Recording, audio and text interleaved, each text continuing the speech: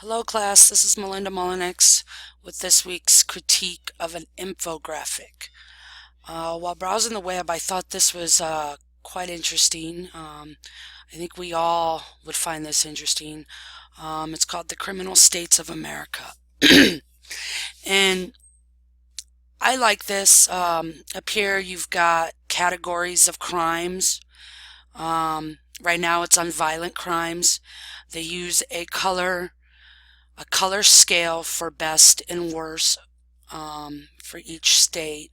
Um, and over here, as you can see, I clicked on Colorado because that's where I reside at presently. Um, you could go through this, but it doesn't matter. Right now it's on violent crime and I selected Colorado. But then over here, if you look underneath here, it tells you the rank, where they rank in our nation. Violent crime, we're 23rd. Murder, we're 18th. Forcible rape, 45th. Robbery, 17th. Aggravated assault, 22nd. Property crime, 22nd. Burglary, 17th. Larceny, theft, 26th. Auto theft, 34th. So I think they provided this up here so you could see our country as a whole. For violent crime, you get a complete diagram of all of the United States and their color scheme. They provide you with the ability to click on a state, which will bring you this information up here, and it'll end up providing you all this information automatically in this box here. So with these up here, I think they make it easier for you to see the nation as a whole, which is a benefit. I think this is definitely a strength.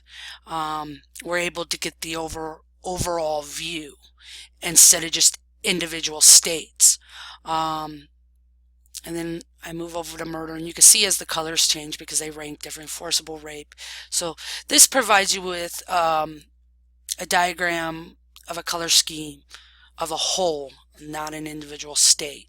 If you want information for an individual state, you would have to click on it, like Montana, and then it gives you all this in this box right here.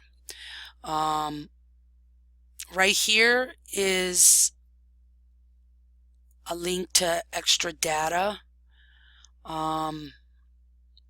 This is where they give you not the rankings, but the actual numbers of the statistics. Down here, you press underneath there, it takes you back to the rankings.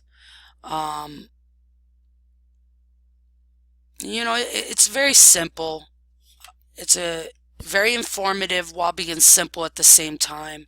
You don't have to be an advanced user to understand this.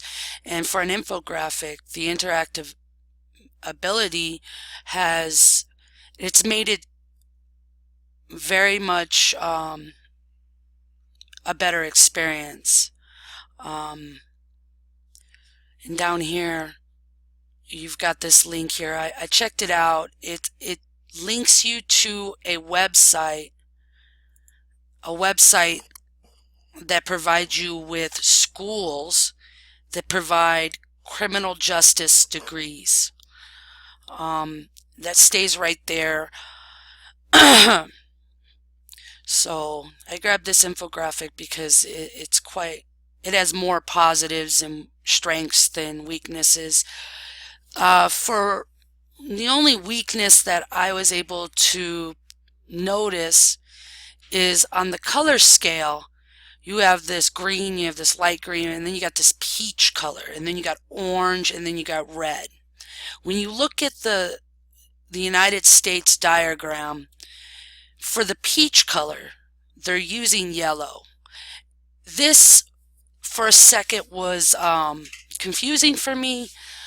For someone who is colorblind, this could be difficult to read and understand.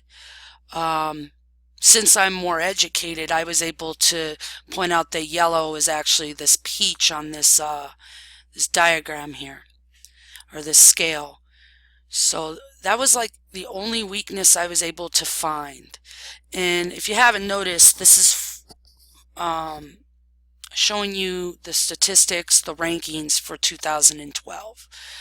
The infographics also have this nice little movement change. This is the hover state. When you hover over it, it becomes gray like this background, and then this lock here opens up. And if you were to click on it, it would stay that color and the lock would stay open. So that provides the viewer the ability to know that you're using that specific tab. So that's pretty much all this infographic does. It doesn't give you anything else. What I showed you is what you get. And I thought this would be an easy infographic to critique. So this is Melinda Molyneux with this week's critique of infographics online. Until next time, out.